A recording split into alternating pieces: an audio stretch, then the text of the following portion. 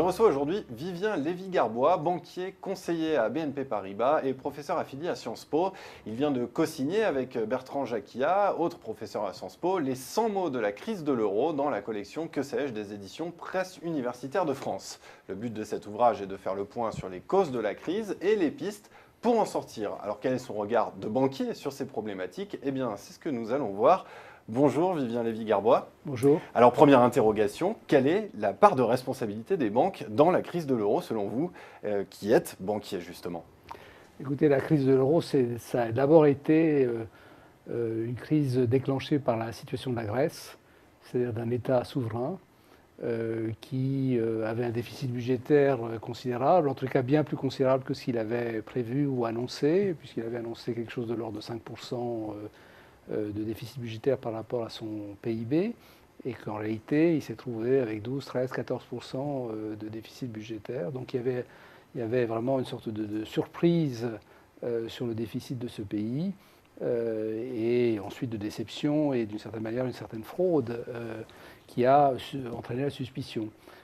Tout ça s'est déclenché, a entraîné le gonflement de la dette souveraine, et très vite les économistes ont fait leurs calculs et ont vu que ce n'était pas tenable. Donc la crise, en tout cas grecque, n'a pas été une crise financière créée par les banques, pas plus d'ailleurs en Italie, où c'est également une sorte de crise de l'État et de l'endettement de l'État qui a été importante. Par contre, dans d'autres pays comme l'Irlande, l'Espagne, la crise a été d'abord une crise immobilière. Et comme vous le savez, les crises immobilières sont très liées quand même au financement de l'immobilier, au financement de l'acquisition des logements. Et donc les banques ont été très vite au premier plan. Alors c'est d'abord une crise des États, mais c'est aussi bien sûr très vite une crise qui va toucher les banques. Et c'est ce qui fait qu'ensuite il y a ce cercle vicieux entre les banques et les États qui a été un facteur très, très important et aggravant de la crise. Alors on va y revenir, mais vous soulignez dans votre livre que l'une des causes de la crise, c'est le non-respect par les États des traités européens. Est-ce que vous pensez qu'on aurait évité la crise si les États s'étaient conformés à la règle d'or, à la règle des 3% de déficit? Oui, Oui.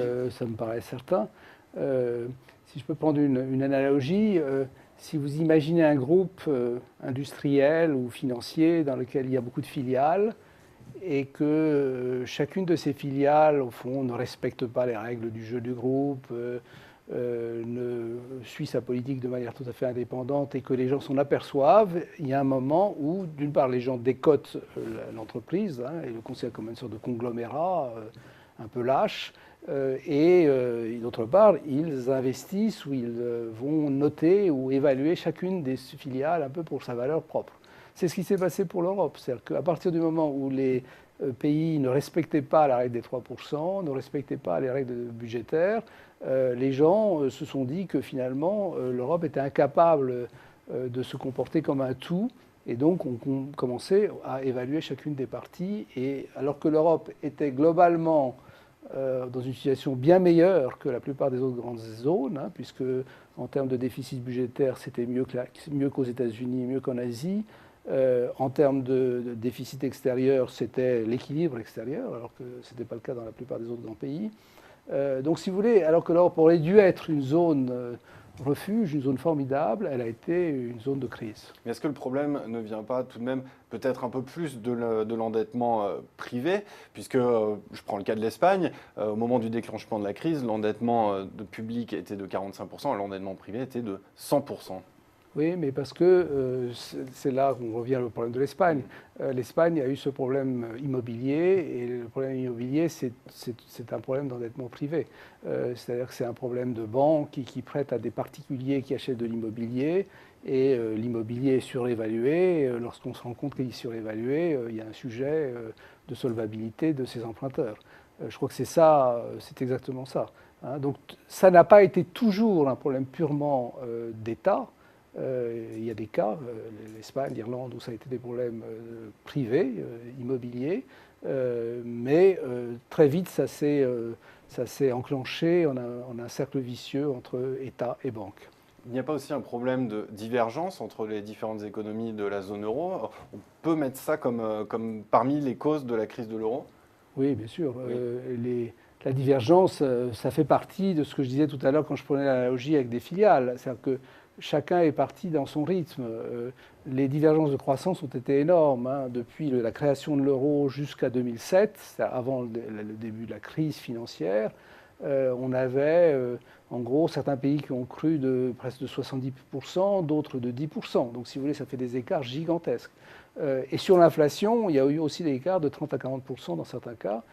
Et entre des pays qui ont une parité fixe, hein, parce que c'est la zone euro, 30 à 40% de différence de prix, c'est 30 à 40% de différence de compétitivité.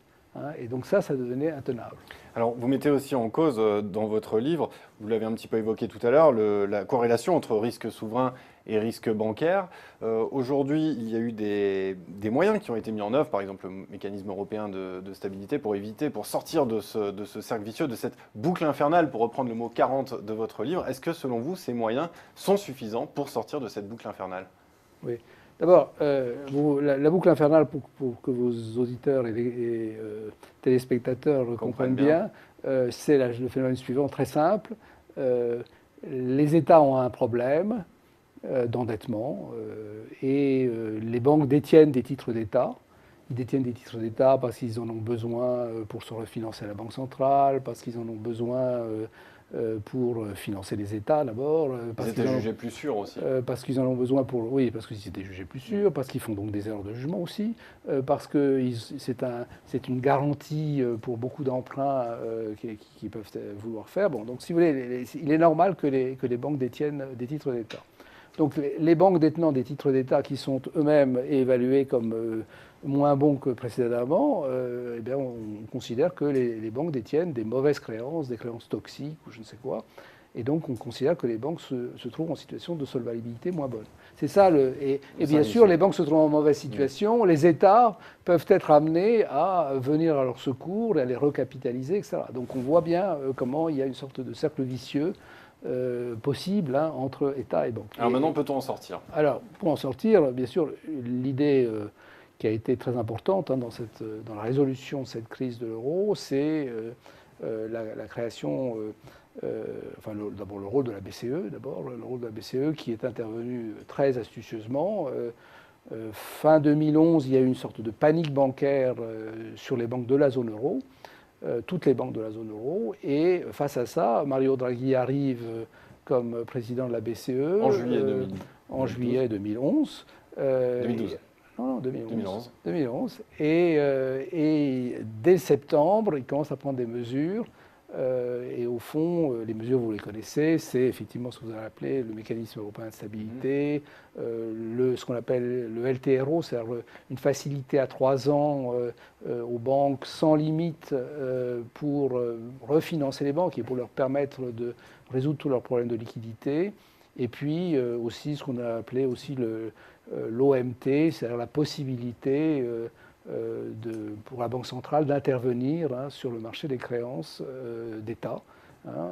Tout ça, ça a été un package très important qu'il n'a même pas eu à utiliser parce qu'il a été crédible et en disant qu'il ferait tout ce qu'il faudrait faire. Whatever it takes. Le whatever it takes a suffi, avec les actes bien sûr qui l'accompagnaient, à calmer la crise et à faire considérer qu'on était sorti de la crise de liquidité de cette période. Mais alors, est-ce qu'avec ce fameux « whatever it takes », on peut avoir le sentiment, vous pouvez sans doute le comprendre, qu'on a sauvé l'euro, mais peut-être au détriment de l'Europe et de l'économie réelle? Oui et non. Oui, parce qu'on a sauvé, on a rétabli la crédibilité de la Banque centrale européenne, de l'euro, etc. Non, parce que d'un autre côté, on a aussi pris l'initiative structurelle de créer ou de proposer de créer l'union bancaire, qui est un facteur très important de stabilité à long terme de l'euro. Alors, est-ce que ça a été au détriment, est-ce que tout ça est au détriment de l'Europe et de l'économie réelle? Je pense qu'on ne peut pas dire ça, si vous voulez. Il se trouve que l'Europe et la zone euro se trouvaient dans une sorte de collision de deux problèmes, un problème conjoncturel, hein, c'est-à-dire qu'effectivement, il fallait sortir de cette crise qui a un aspect de croissance, d'inflation, donc il faut sortir de là.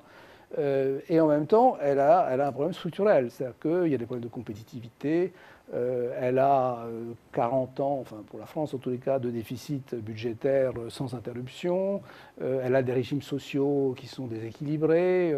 Elle a des problèmes de marché du travail complètement différents ou de disparités fiscales entre pays, avec des disparités trop larges. Enfin, elle a des problèmes structurels à adresser. Donc si elle n'adresse pas ces problèmes, elle ne s'en sortira pas. Donc c'est la coïncidence de tout ça en un même moment qui est difficile et qui fait que, comme la coordination européenne n'a pas été très bonne, il faut reconnaître, eh bien, chacun a dû faire tout en même temps, hein, commencer à faire des réformes structurelles et en même temps essayer de sortir du marasme conjoncturel.